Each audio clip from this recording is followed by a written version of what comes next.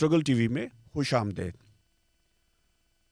ابھی بھی لاکھوں لوگ جو حالیہ سیلابوں سے متاثر ہوئے وہ ریاستی امداد کے منتظر ہیں، کچھ شاید سڑکوں پر بیٹھے ہوئے ہیں، کچھ اپنے رشتہ داروں کے پاس پڑے ہوئے ہیں۔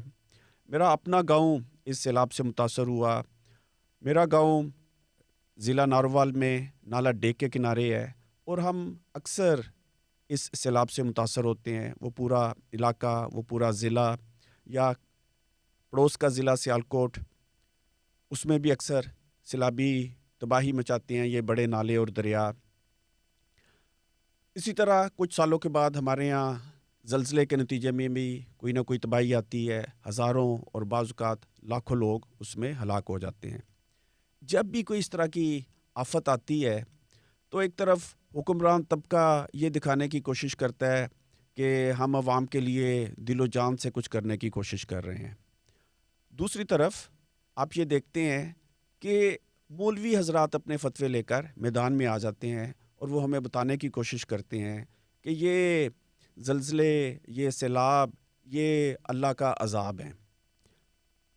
میں ہمیشہ سے یہ نقطہ نظر پیش کرتا رہا ہوں اور دلیل کے ساتھ کرتا رہا ہوں کہ یہ قدرتی آفات، سیلاب، زلزلے، ان کے نتیجے میں ہونے والی تباہی یہ کسی عذاب کا نتیجہ ہوتی ہے، نہ یہ کسی آفت کا نتیجہ ہوتی ہے۔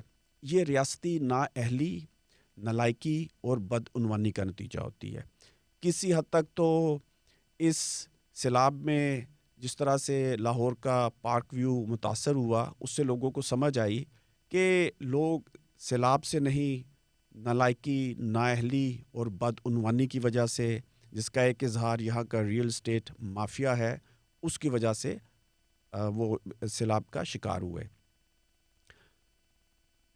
میں تھوڑی سی دلیل پیش کرنا چاہتا ہوں کہ میں یہ نقطہ نظر کیوں رکھتا ہوں۔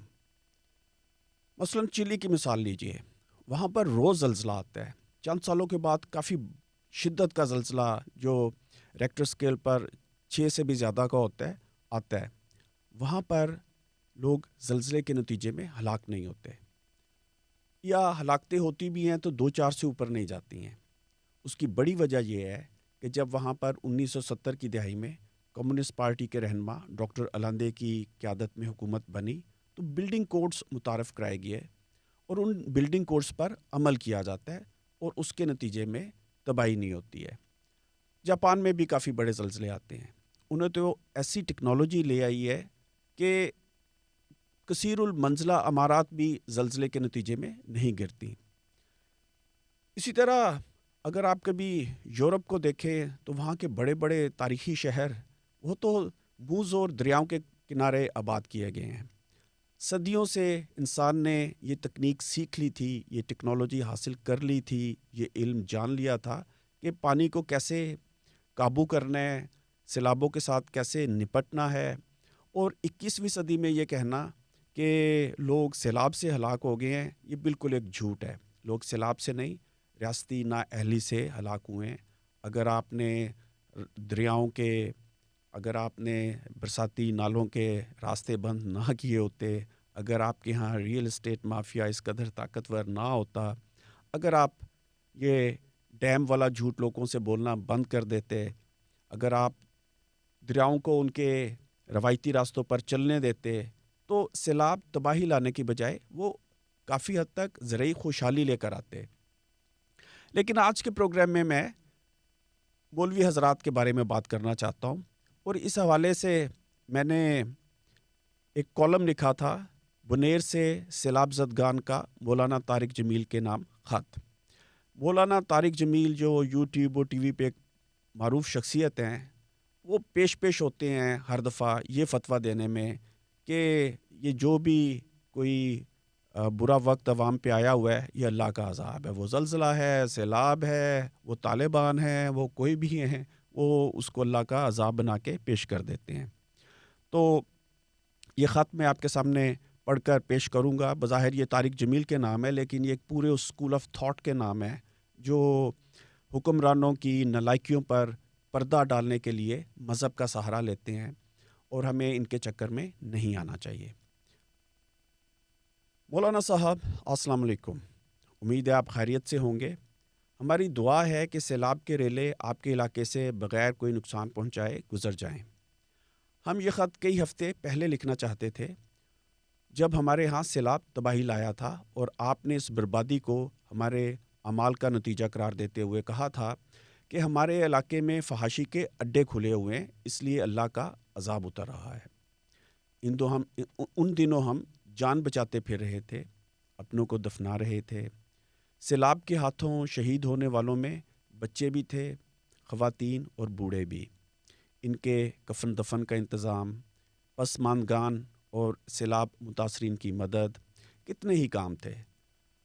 مقامی لوگوں نے اپنی مدد آپ کے تحت انسان دوستی کا وہ ثبوت دیا جو نہ تو آپ کے واعظ میں کبھی ملا، نہ آپ کے کسی عمل میں۔ ممکن ہے آپ نے سیلاب زدگان کی مدد کے لیے ٹی جے کے مہنگے برانڈڈ کپڑے ارسال کیے ہوں، ہمیں ویسے بنیر میں کسی کے بدن پر نظر نہیں آئے۔ اوپر سے کبھی انٹرنیٹ بند تو کبھی بجلی نہیں تھی، سو یہ خط لکھتے لکھتے دیر ہو گئی۔ اتنے میں پنجاب کے کئی اضلاع سیلاب کی زد میں آ گئے۔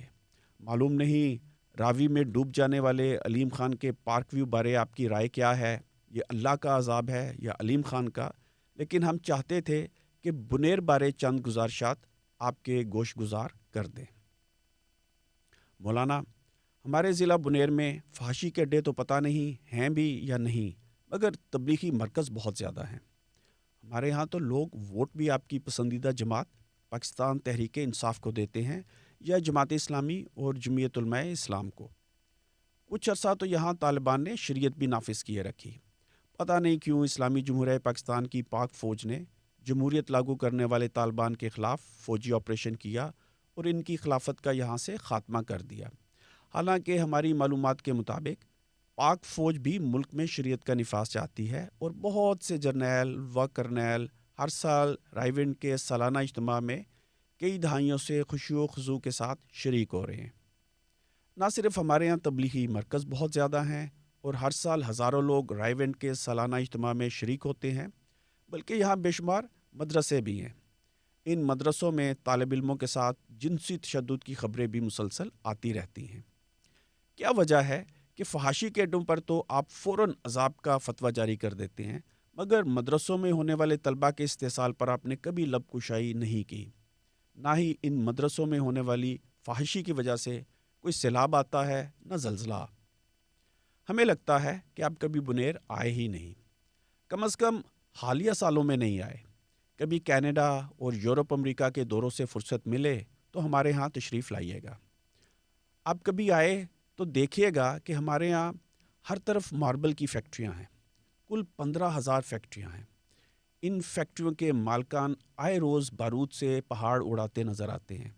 دوسری طرف ان ماربل فیکٹریوں کی وجہ سے ہمارے چشموں کا پانی سفید ہو گیا ہے، ہر قسم کی آبی حیات ختم ہو چکی ہے، اور تو اور پرندے تک ناپید ہوتے جا رہے ہیں۔ رہی سہی کسر جنگلات کی کٹائی نے پوری کر دی ہے۔ سوچئے، جہاں پہاڑ کو روز بارود سے اڑایا جائے اور بڑے پتھر روز اپنی جگہ سے سرکتے ہوں، جنگلات ختم کیے جا رہے ہوں، پانی کے چشمے زہر آلود ہو چکے ہوں، وہاں سیلاب نہیں آئیں گے تو اور کیا ہوگا؟ یہ سیلاب انسان کی لائی ہوئی تباہی ہے۔ اس انسان کی جو امیر ہے، طاقتور ہے، اور اس امیر انسان کو ہماری ریاست کی سرپرستی اسی طرح حاصل ہے جس طرح تبلیغی جماعت اور دیگر مذہبی جنونی قوتوں کو۔ یوں ہم سمجھتے ہیں کہ ہمارے ہاں لوگ سیلاب نہیں، ریاستی نااہلی، لاپرواہی اور عوام دشمنی کی وجہ سے ہلاک ہوئے ہیں۔ ضمنی طور پر یہ بھی بتاتے چلے کہ ماربل فیکٹریوں کے بہت سے مالک تبلیغی جماعت کو بھی چندہ دیتے ہیں۔ ہمارے یہاں ایک بہت ہی مقبول سوشلسٹ سیاسی کارکن ہوا کرتے تھے، فانوس گجر مرحوم۔ انہوں نے سالوں پہلے عدالت میں مقدمہ لڑا کہ ماربل فیکٹریوں کو ریگولیٹ کیا جائے، ورنہ بنیر تباہ ہو جائے گا۔ اگر آپ کی تبلیغی جماعت کے لوگ بنیر کی مسجدوں میں سالن پکانے اور سارا سال استنجا کرنے کے بجائے فانوس گجر کی طرح بنیر کے ماحول کو بچانے کے لیے جدوجہد کر رہے ہوتے تو شاید سیلاب کا راستہ روکا جا سکتا تھا۔ ویسے یہ پہلا موقع نہیں کہ آپ نے ظالم کے جرم پر پردہ ڈالا۔ بجائے ریاست کی نااہلی، ناکامی اور لاپرواہی پر تنقید کرنے کے، آپ نے ان معصوم بچوں کو مورد الزام ٹھہرایا جو اس سیلاب میں بے موت مارے گئے۔